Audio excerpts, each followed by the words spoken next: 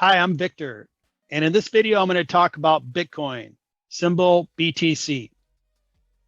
Bitcoin has been on a wild ride for really the last 10 years. And my experience with Bitcoin began 5 years ago. It began when my teenage son came home with the idea of investing in Bitcoin. At that time, I had no idea what he was talking about. And I thought it was a fad, frankly. And we began to research it. He began to invest 5 years ago.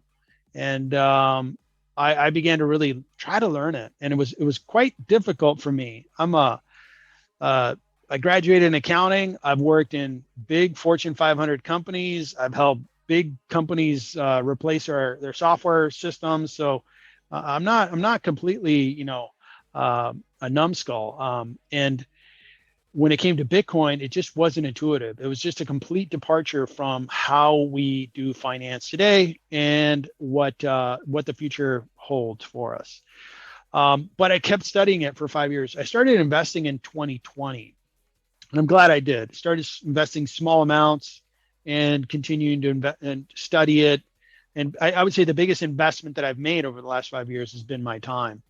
And it's now more things completely make sense to me. And I'd like to take you through some of those things that I believe give Bitcoin or explain to me why Bitcoin is really going to be about the future, and cryptocurrencies like Bitcoin are going to be the future, why blockchain is going to be the future, why decentralized finance is going to be the future, and so forth, and why I'm an investor of BTC, but not any big position in my portfolio. It's still a small position where my biggest investment is my time.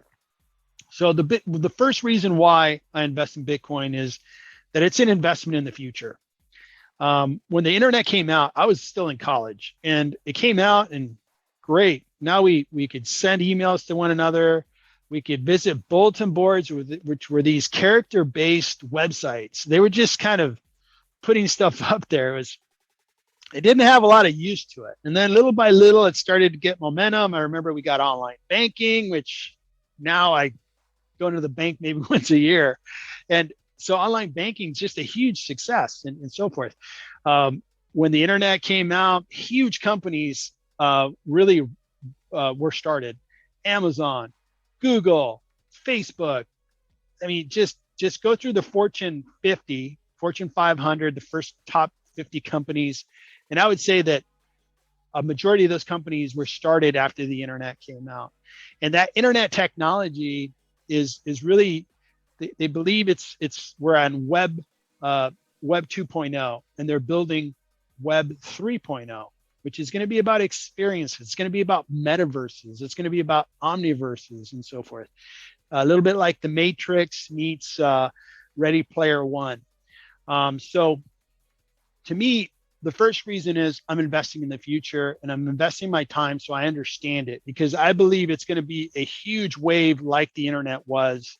It's going to be a huge wave in finance.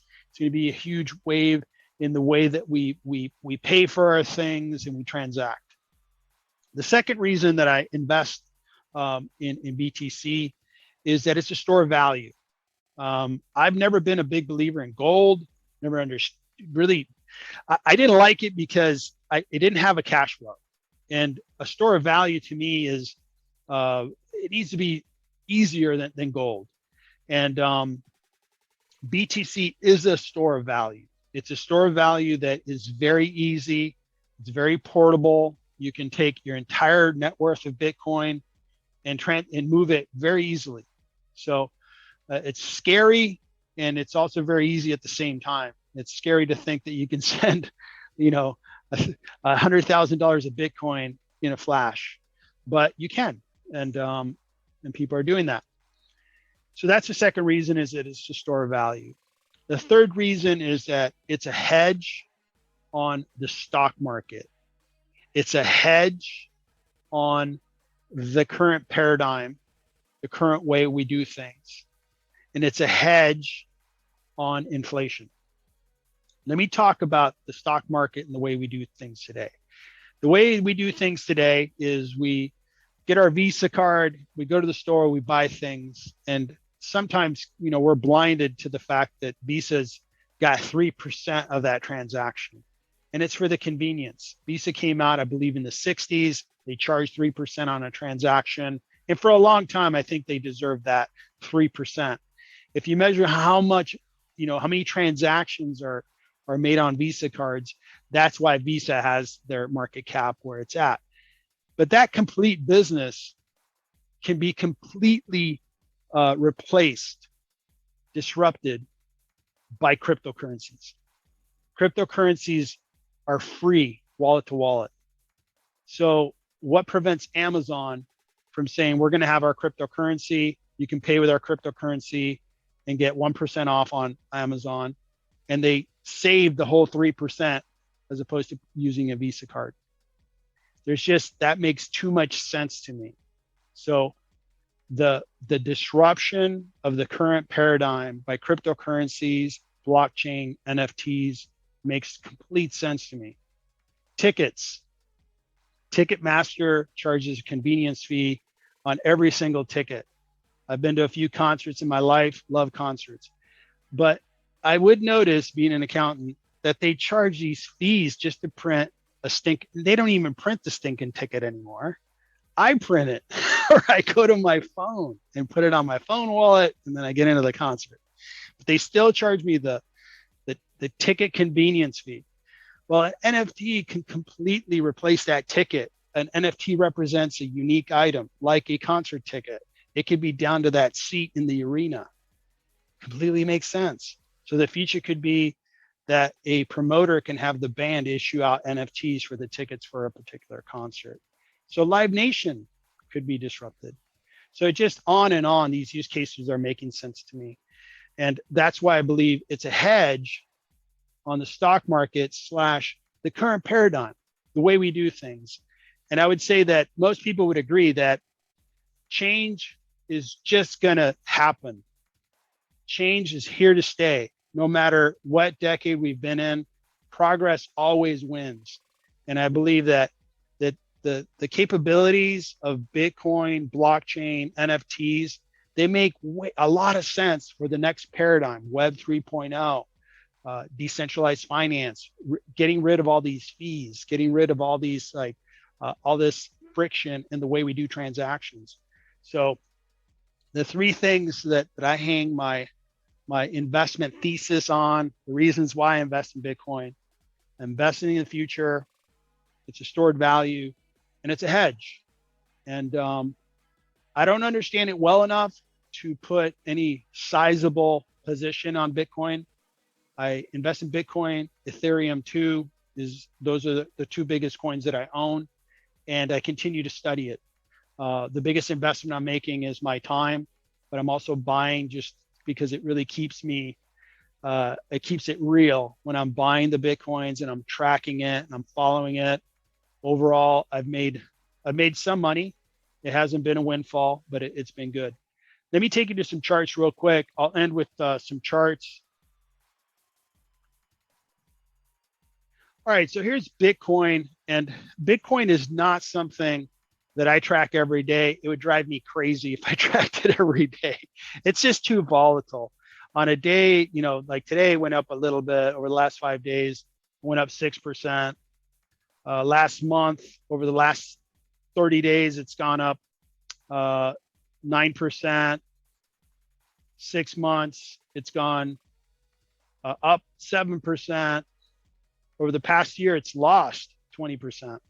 So it's been on a roller coaster ride. But hey, let's face it, 2022, S&P, NASDAQ, Dow, it hasn't been a smooth ride. January, February were quite brutal. And now we've made up for a lot of those losses, but we're still not back to even. So S&P hasn't had a beautiful ride either. In fact, but let me show one more chart before I compare to the S&P. This is a chart that I think all the smart money on Wall Street realizes a lot of people missed the boat, is when you look at an investment like this that told you back in 2018, 2017, I was aware of this here, is when it went up to 15,000 per coin, it really caught everybody's attention. It faded, and then it kind of went away, and then it came back with a roar, and it went up to 69,000 per coin. And now there's a lot of smart money behind Bitcoin. So let's compare it to the S&P. And you can see that overall, if you look at the history of Bitcoin, it's really outperformed the S&P by a huge margin. But that's not a fair comparison because the S&P is a very, very broad portfolio of stocks. Let's break it down to just the last year. Bitcoin is underperforming the S&P. So last year, the S&P has been far more stable than Bitcoin, even though we've had a lot of volatility the last couple of months. I think the volatility of the S&P and Bitcoin have been correlated to some extent. But if you look at the 5-year, Bitcoin really takes it. Look at that. Look at the return over the last 5 years. It's just been a monster. And if I get my crystal ball out, one of the guesses I would have is that Bitcoin's gonna start running, because it's done that before, and it's getting a lot of favorable attention. It's getting a lot of adoption by institutions. As I read up on it, big institutions are banking on Bitcoin. They're investing. They're creating ETFs on, Bitcoin. So I think that I'm going to continue to invest in it, and hopefully that gave you some ideas, some jumping off points of where you can research it. And hope you got something on this video. Please like the video. Please provide comments, feedback. If you feel like I missed anything or if I can elaborate on anything, please let me know. And I really appreciate you watching my video. Hello again. I just wanted to remind you that these videos are for entertainment purposes only. They are not a recommendation to buy or sell any stock, bond, cryptocurrency, or real estate asset. Thank you.